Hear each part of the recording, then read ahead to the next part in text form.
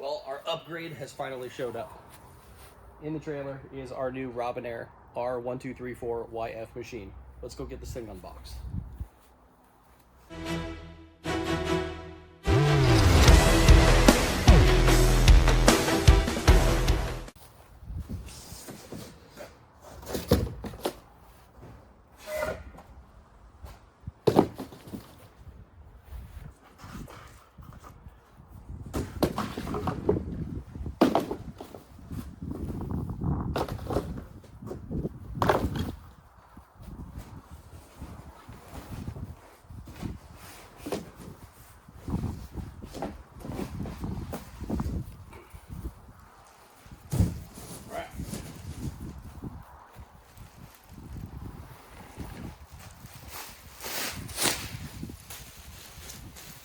Looks identical to my 134 machine.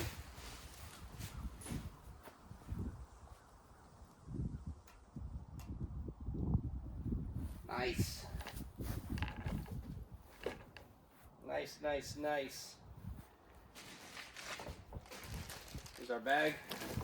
Let's see what we got in here. Got our oil drain.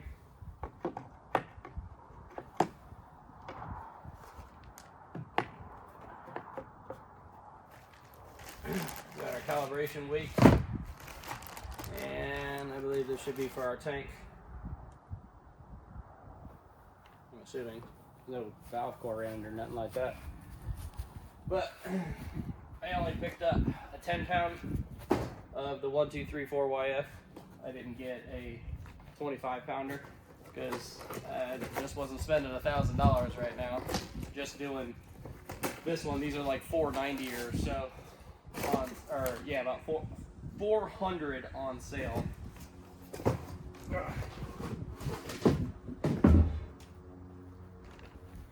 So it's Honeywell R1234YF. So comes with pretty much everything you need. It's already full of oil with the vacuum pump.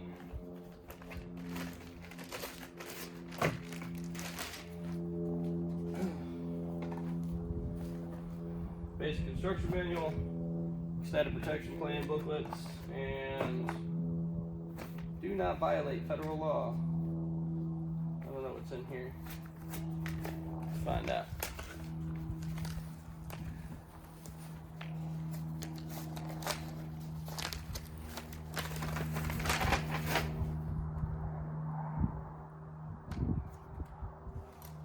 I guess this is our, I don't know what this is. All right. Oh, this is if you need a 609 cert. I already have my 609 cert. I don't need this, so we're not doing that. But at least it comes with a paperwork so you can send it in and get, if you have a shop and you need techs that need 609, that's just covering your butt in case you didn't know it. We'll go over these books later. But right now we're going to get it plugged in. Get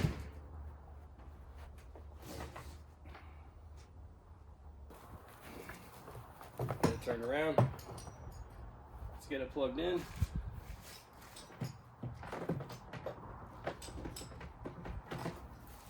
And I believe there's a startup procedure with it, like that one did.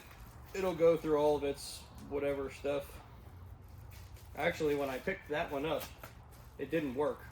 In shipping, the compressor pump wasn't plugged in. It came apart. I assume it came apart. Maybe it's just the way it is. I don't know.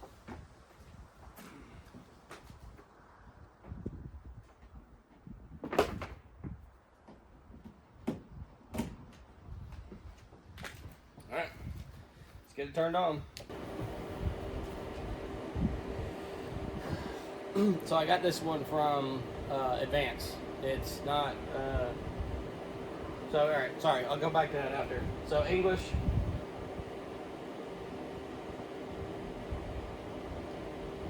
Review the license agreement included in the instruction manual. I'm gonna set it as Imperial because I live in America. Alright, today is the 11th. It's already at the 11th and it's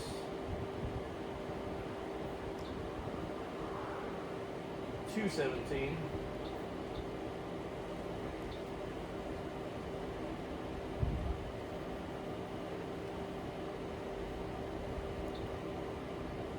Doesn't have a printer.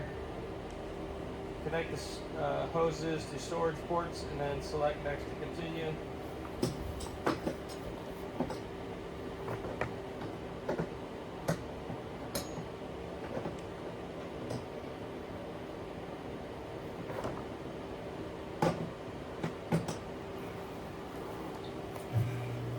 Alright, so it's pulling a quick vacuum. It's going to take a 5-minute vacuum.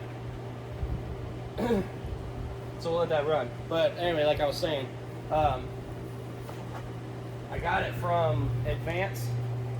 The first machine I got from Advance also, but I paid right at $6,400 out the door. Not sure if it's a great price or whatever, but this was the only one that I could find that I could get now. I didn't have to wait, 2 or 3 weeks. Originally, when I ordered this one, my 134 machine, I ordered it from AutoZone, and they promised a date, didn't show up. They promised a date, didn't show up. Promised a date, didn't show up. So I canceled that order because I had found this one sitting in an Advance store on the other side of town, and I went there and bought it that day. I kind of bought this one a little bit.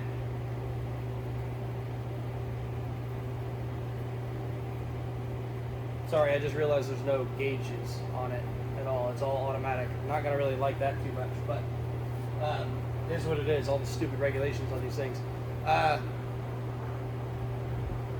bought this one kind of on a quick whim because I've been running into these jobs more and more lately, and if you saw a post that I posted a week or so ago that I neglected to check if a vehicle was a 1234 or a 134 system, and I sold a compressor because it was leaking out the front. I didn't even look at it, and I sold the job, and it was a 1234 system.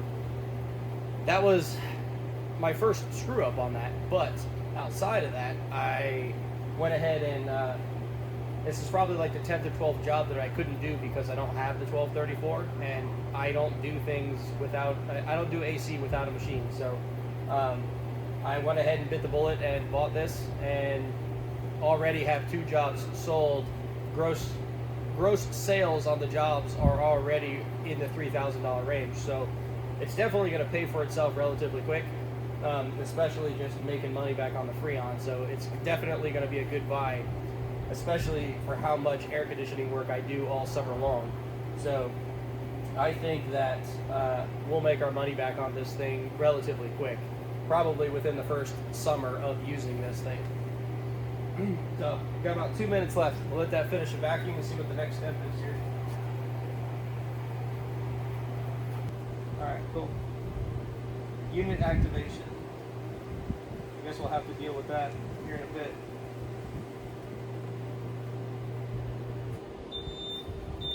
Alright. What do you mean insufficient vacuum for setup? Okay, I guess I gotta try that again.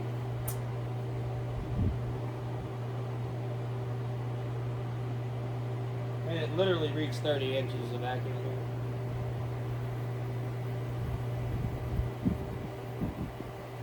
here. I love when you buy something new and it doesn't work, right? That's awesome. Stupid.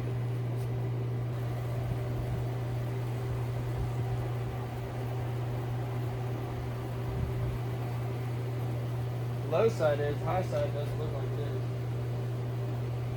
I think we're going to have to open her up.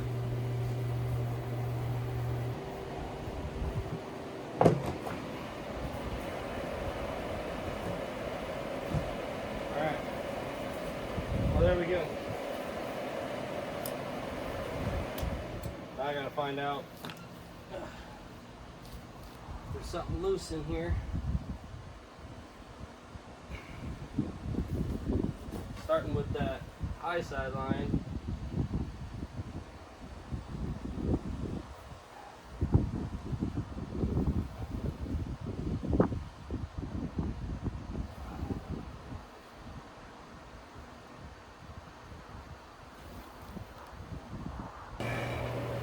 to see if I can hear something leaking in here.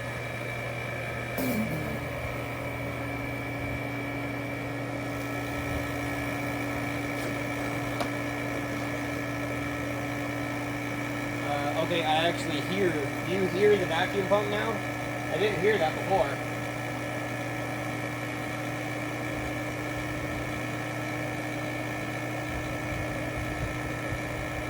And I didn't even think about that. I wonder if it was that. It can't be that quiet when the cover was on it. There's no way.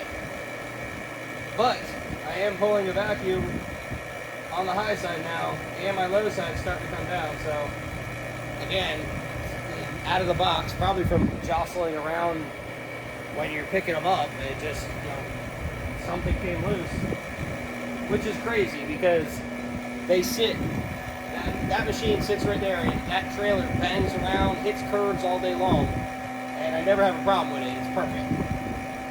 But yet, out of the box, it's pissed off.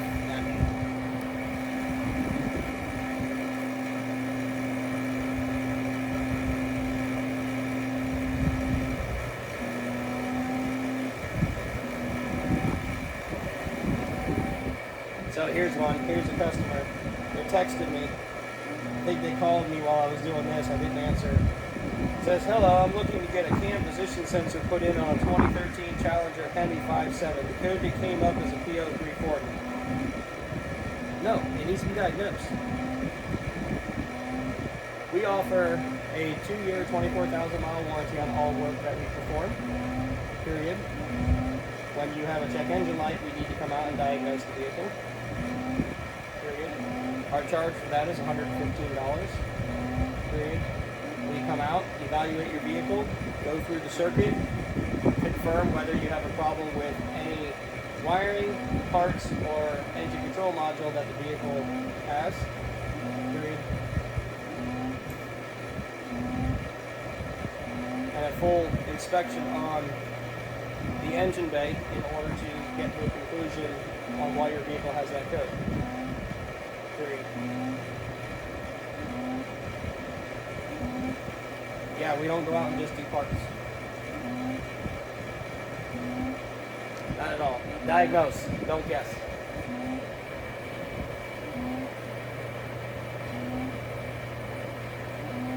So I have a feeling that this machine is going to be a huge learning curve compared to the other one, and it's going to be time, right? So to give you a for instance,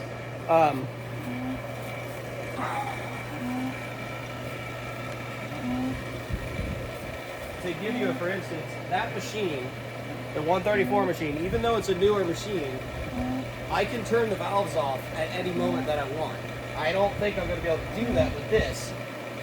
So if I want to stop a charge, I can easily just shut the valves. Then I have to shut the machine, stop the charge, let it go through its process, low side, hose clearing, drain oil, all that stuff. It takes time, right? So evacuate and recharge on this machine is probably going to cost more in labor than that machine, because I feel like this one, I'm not going to be able to stop it, and I'm going to have to 100% let it go through the cycle and do exactly what it needs to do. I don't think there's going to be an option to cut it short like the other machine or our old school machines that we used to have. The old Robinairs that were all manual, you can literally just stop and not have to do anything. Or you can stop the machine from working. So, but now we have a good vacuum on the high side, so whatever the hell I touched by taking the lid off worked, and it might have just been one of these solenoids that I was talking about. I was just pushing them all on to make sure they all had good seats, and it's fine. So it's working now. So we got 46 seconds left, and we'll see what that's got to do. 4, 3, 2, 1. Fill targets.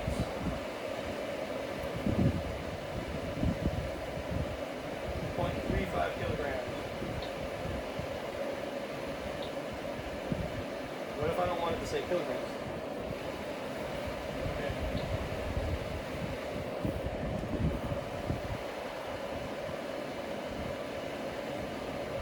Alright, so 3.5 kilograms. The next source tank, overfill hose. Alright, source tank's on.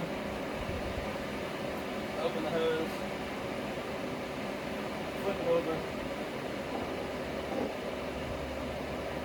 Okay. Alright. Now it's going to fill the machine. I'll have to go back and put it into Imperial instead of metric for all you Canadians, Jeff. So it tells me here, initializing refrigerant identifier. I like that because I was just, when I was waiting to buy this, I was thinking about buying one because you have DIY out there, and DIY, you can go on Amazon and you can buy the adapters for 34 gauges that fit the 1234 system. And if someone decides, oh, I don't want to buy that refrigerant, let me just dump the 134 in there, they can do that. That can destroy my machine. This does have an identifier. I still don't know how far that'll push it in the machine. I'll have to read that in the manual tonight, but that is something I was thinking about getting, so I'm kind of happy that this has it built in. That one does not, but you don't really sell, you know, R12 or anything like that anymore. So, but you could get these stupid drop-ins that people buy and stick in their cars, and you know, it could contaminate my machine. You never know, but as of right now, so it says analyzing refrigerant sample. So I should have started a timer on this and see how long it lasts, but right now I'll just watch the video back and see how long. So that way I can judge what my evacuation and recharge should be on this. And I'll probably do that. I'll do it to my wife's car and evacuate that, and then do a full vacuum and then a full recharge and see what the time takes on it. That way we can get an accurate representation of what this machine's going to take versus that machine.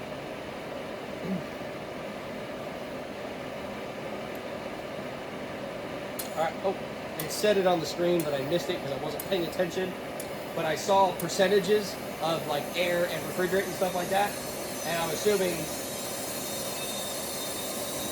since it analyzed it okay, it's taking the refrigerant in. If it failed, I would assume that it would not let it happen. Yeah, I don't know.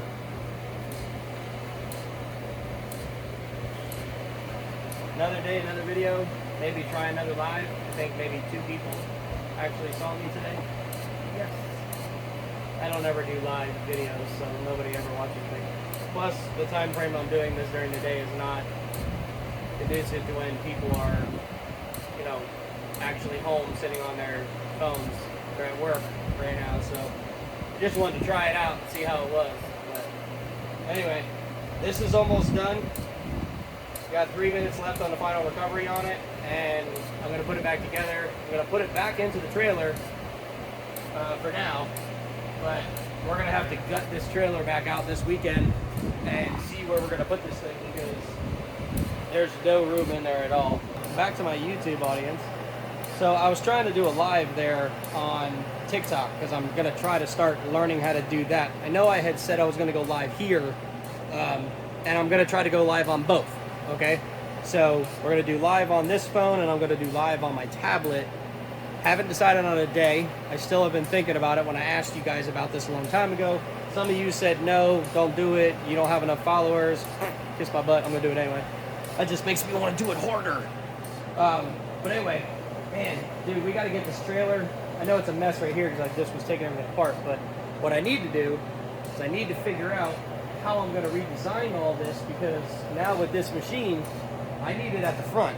I don't want it in the back, right? Granted, I'm not going to do 1234 systems all the time, but I think it's going to give me a chance to drop some weight in the trailer and just kind of reorganize everything. I have a lot of stuff back there that I don't use. Like, we got the press back there.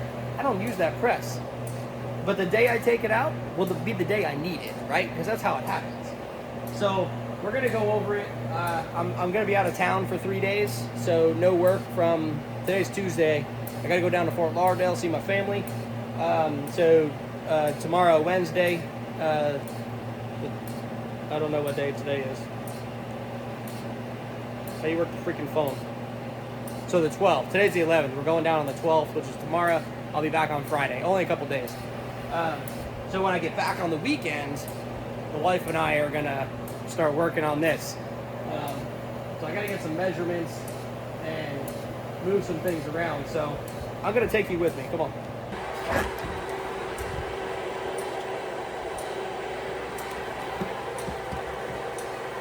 So I live on mainly dirt roads, right? So we drive around. This thing gets dusty. I mean, just disgustingly dusty.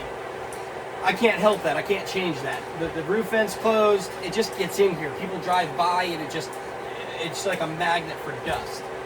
So I have a lot, right? I got this red cart back here. I need that out. But it holds the oil very, very well back there. And I got a lot of other stuff. I don't really want to touch these bins back here too much, except for maybe condense it some and add some stuff to other containers. Because, I don't know, like down here is my used oil and used coolant. I need this space. It's a very good spot and I need a bench. Well, I mean, this is a good bench, right? But it's not a bench that I could beat the crap out of. But this thing has got a ton of stuff in it. I don't really know how much of it I really need. So, if you saw it earlier, I apologize. I'm going to repeat it again, but this toolbox right here, right? Oh, actually, I have another idea. Well, I don't know. So this toolbox, it's decently spaced, and it's got a closing lid. So what I could do with this one is get another one to put here. Get this one out so I can gain space. This thing is like, let's see. This thing is overall length with the handle is like 62, 63 inches. Those machines aren't that wide. My widest point here is 22 inches. So I need 22 inches, but there's also weight involved. Granted, I put 5,200 pound axles in this thing. It doesn't matter. I need to kind of limit some of my weight. So I've got this red shopper press back here. I don't think I've used it but maybe once the entire time that I've had this trailer, and it's a little too small. So like putting a steering knuckle in there, it doesn't work. I just can't do it. You can't maneuver it enough. You really need a bigger press to do that. So I think that is going. Just put it in the garage.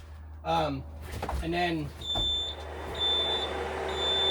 that's pretty loud. Other than that, so if I downsize this, because this toolbox is heavy as crap, and there's a ton of stuff in here I just don't need, if I put another one of these in here, and lock it to the wall, and put what I need in here in it, and then this one, what I'm thinking of doing is turning it into a full-out diagnostic cart. So you see how some of the diagnostic carts in the shops, they have this big arm that comes up and swings out and all your oscilloscope leads and everything are on it? I'm thinking of doing that, but in a mobile way. So that way the arm is lower and it'll kind of be like, how do I do this with my hands? So it'll be a double fold out, right? So the top arm, instead of it just being about 20 inches wide, because you can roll it right up to a car, I have to deal with being in a trailer. So if I make my arms go double out, it'll reach out over the center of a hood and I could use it better if need be. And that's if I decide to do that. I really want to set up, so, okay, I had said a while ago that I was going to let out some information on like some changes we're going to do this year. So the biggest change is my wife will be part of the company. So this is going to be set up exactly like a shop, okay? We are going to pull up to the customer's home. My wife will have the tablet or something else that I'm going to explain to you here in a minute. She'll have the tablet at first. We can both get out of the vehicle. We can introduce ourselves to the customer, and my wife can play service writer and secretary. I can get the keys from the customer, and as I talk to the customer real quick, my wife could be inputting down the customer's concern into our TechMetric software. As she does that, I can be pulling the vehicle up and working. When she's done getting the customer's information, name, email address, phone, put the address in, everything into our system, and make sure that they sign digitally for the diagnostic fee or whatever inspection fee we're charging for, she can also advise them on the new stickers that we will have on the trailer saying, please stay back X amount of feet due to insurance and whatever reasons. If you have questions for the technician, please wait until he is not busy, and then we will come to you and talk to you about your vehicle. You can either wait inside or wait by your front door, but please stay away from us while we work so there's no distractions and for no one gets hurt. It's going to say a lot less than that, but that's the gist of it, and I don't know how to talk on camera. Oh well. So when she's in the trailer doing her job, which is invoicing, answering the phone, you see how many times my phone goes off while I'm trying to work. She can be answering the phone. So what I would like to do for her is either in this section, if I decide to do a full-out diagnostic cart, what I want to do is I want to also have it set up so that there's a monitor on the wall here, a computer monitor that can swing out and show the customer to make sure that their information is right so they do not step in my trailer. And then it can swing back and she can stand right there and type away and do what she needs to outside of the tablet. The tablet is for moving around and taking pictures to put into our DVI for TechMetric. So pictures and DVI, if you know anything about those digital vehicle inspections, they're gold. They help you, they help you get to the next level, especially for a customer that can't see stuff well or understand what we're talking about. Visualization for that customer is key. So I need to utilize my DVIs because I don't. I'm very lazy about that because I'm doing too many damn things. So all of this change that we're going to do with this new machine and everything we've gotten here is going to be centered around her being able to do her job and me being able to quickly access the tools. So if I decide to do that with another cart, I think both of these machines are just going to sleep right here. And then when I need one, which is not every day, I'll grab whichever machine I need, roll it right to the front, do the work on the car. When it's done, I can roll it back and park it right here and right here. Then I'll have one of these carts, toolboxes, and another one right here. One of them will be the diagnostics, the other one will be hand tools and electrical and diagnostics, hand tools and whatever. And then one of them will be, like, there's a lid on top of this. There'll be a TV on the, or a computer screen on the back. I'll probably do like a little PC, like those, like a Mac. I don't like the Apple stuff. So, but they have like little mini PCs like the Mac PCs. We'll have that installed so it's faster and she can do everything she needs to on a nice big screen. And when she needs to show the customer, like I said, put it on one of those like swiveling TV mount, wall mounts for a flat screen TV. It can come out here. And then my blind ass, which you have seen me deal with multiple times, if I need big screen for wiring diagrams, I could pull that out and be under the hood. I can look at it and see it easy. And we've got other mounts for GoPros up here, so we're going to show you all this stuff as we're working. It's an ambitious goal, but I know that I can pull it off, and I know that I can get it done, and we're going to get it done. It's going to take some time. You're going to see me get frustrated. You will not see my wife get frustrated. She is the most calm, kind-hearted person in the world, but you'll see me get frustrated, like, what the hell do you mean you don't understand what I'm saying? Just figure it out, blah, blah, blah. Sometimes I can be an asshole. So, I apologize now for that, but regardless, it's going to be good. And we're going to enjoy it, and we're going to enjoy our time, and we're pretty excited about it. So, you're going to see an evolution of this. You're going to see everything change, and that's the beginning of it. And then the next steps will be her coming here in a couple of months. I think our date is going to be somewhere around May or June, where she finally takes that step and comes to work here. And we'll see what happens. So, stick around, stay tuned, and I hope you guys like it. But outside of that, that's the AC machine beeping like crazy in the background. I'm going to go deal with that. I appreciate you guys, and we'll see you on the next job. Thanks for watching.